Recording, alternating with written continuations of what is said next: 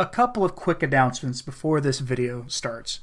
First, tomorrow night, that is Tuesday night, December 4th, at 9 p.m. Central Time, that's 10 p.m. Eastern or 7 Pacific in the United States, I'll be appearing on the channel of a Catholic YouTuber who goes by the handle Benedict the 17th. That's Benedict XVII. A link to his channel is below. It'll be a live stream on the topic of the crisis in the church and its origins. Tune in if you're able. I'll try to get the video later on in the week after the fact. Second, in about 2 weeks, I'll be traveling to visit family for Christmas, and will be away from home for 10 days.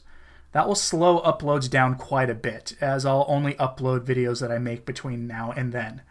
I'll return to regular programming when I return. But between now and when I leave, it should be business as usual. Now, on to the news. If you are wondering how the church arrived at the situation it is presently in, try to do what I do. Always bear in mind the words of Sister Lucia of the Fatima seers. A diabolic disorientation has entered the church. By that I mean that discerning the truth of the situation will be difficult, for our enemies, our real enemies, are the forces of Satan. I know that sounds dramatic, but again, please bear with me. The machinations of the enemy are not simple, straightforward designs whose dots are easy to connect like in some bad television crime drama, nor do they leave a lot of evidence. Thankfully, the instruments of the enemy are human agents who often think they're doing the right thing by trying to subvert the church, and human beings make mistakes. Keep that in mind as we discuss briefly the St. Gallen group. So who are they? They were, and I say were because they are now largely defunct, a group of cardinals who started meeting in 1995 in order to discuss the future of the church and the papacy. They were disaffected with John Paul II, not because they thought he was a modernist or too liberal or any of the typical concerns expressed by some in the traditionalist side of things. No, these men were concerned that he was keeping the spirit of Vatican II at bay, that he wasn't letting the reforms of the council take full effect. Invited by the Bishop of St. Gallen, Switzerland, Ivo Führer, these men met annually or semi-annually, as time permitted, to strategize for the next papal conclave. They wanted to absolutely keep Joseph Ratzinger from becoming pope. The group met from 1995 until 2006. The known members of the St. Gallen group are, in addition to the aforementioned bishop, Cardinal Carlo Maria Martini, Cardinal Godfried de Niels of Belgium, Cardinal Walter Casper of Germany, the Dutch Bishop Ad van Loon, Karl Lehmann of Germany, Cardinal Achille Silvestrini of Italy, and Basil Hume of Great Britain.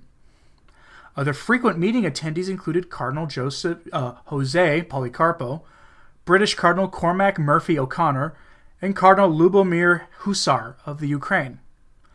While many of these men are now retired or deceased, most should ring familiar as the who's who of modernists.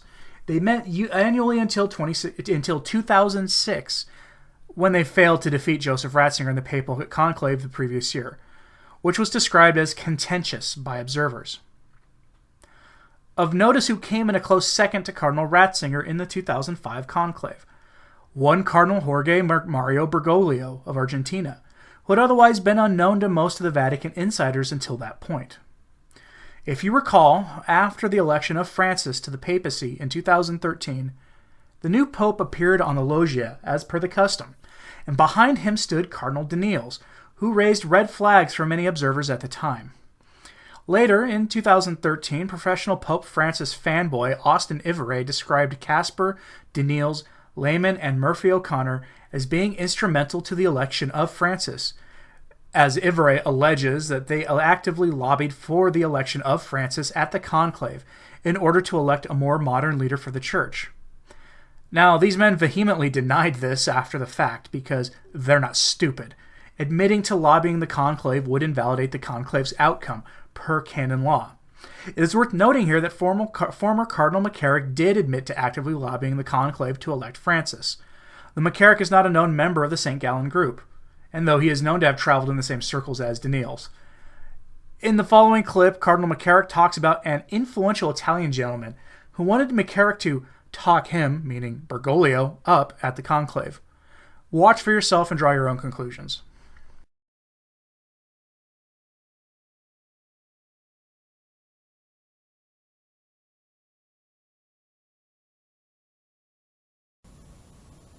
About maybe just before we went into the general conversations when everybody can talk, a very interesting and influential Italian gentleman came to ask if he'd come to see me. So I said, sure, and he came to see me at the seminary, the American college where I was staying.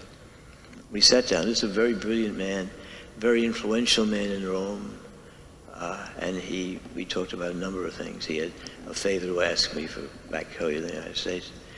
But then he said, what about Bergoglio? And I was surprised at the question. I said, what about him? He said, does he have a chance? I said, I don't think so, because no one's mentioned his name. He hasn't been in anyone's mind. I don't think it's on anybody's mind to vote for him. He said, he could do it, you know.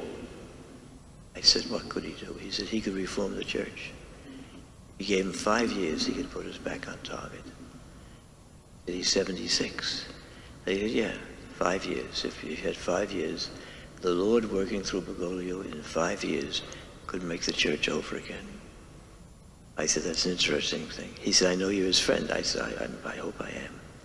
He said, talk him up. I said, well, we'll see what happens. You know, this is God's work. So that was the first that I heard, that there were people who thought Bergoglio would be a possibility in this election. If he hadn't died in 2012, I would have thought that the influential Italian was Cardinal Carlo Martini, who called himself an anti-pope. Not anti-pope, as in a false pope, but an anti-pope, a precursor to the Pope, to the Holy Father. I'm going to quote verbatim from a LifeSite article from earlier in the year on Cardinal Martini, who again died in 2012, but it's worth seeing in the light of things. Martini was the leading antagonist to Popes John Paul II and Benedict, a Jesuit famous for groaning that the Church was 200 years behind. In Night Conversations with Cardinal Martini, which was a book, he cringed at the major damage caused by Humanae Vitae. The Church spoke too much about the sixth commandment in sin. He said legal abortion was, ultimately, positive. Whew, lad. For Martini saw himself as a dreamer, oh boy, who kept us open to the surprises of the Holy Spirit. Any of this ringing familiar yet? Hadn't the prophet Joel said that your sons and daughters would prophesy, and old men would dream dreams? The cardinal dreamed of young prophets who'd criticize the church and a strong middle generation who'd effect changes. He's a revolutionary. Martini said that in preparation for the 2005 papal election, he and others discussed the new answers that the next pope would have to give on sexuality and communion for adulterers. For Martini was the leader of the St. Gallen Mafia, the anti-Ratzinger group that wanted a much more modern church under Cardinal Bergoglio. According to Austin Ivres, the great reformer, Cardinal Bergoglio quoted Martini frequently and was introduced by him to the Gallen group after the two Jesuits reconnected in 2001. Cardinal Bergoglio placed second in the 2005 conclave, amidst a dramatic struggle. The group reportedly ceased meeting the following year, and Martini, long sick with Parkinson's, died in 2012. The full article can be found on my sources blog, linked in the description below. It's worth considering that Cardinal McCarrick was misremembering or being purposefully inaccurate about the timing of that conversation. The 2005 conclave was contentious, and they pushed Bergoglio hard. This is also worth remembering in the context of a question that I'm not ready to address at all, that has suddenly become salient. There is a cardinal asking if the resignation of Benedict XVI or the conclave that elected Francis were legitimate, and for a variety of reasons. I'm not ready to touch that subject yet because it's complicated and, frankly, a landmine, and the daily news coming out of the Vatican is hard enough to keep up with.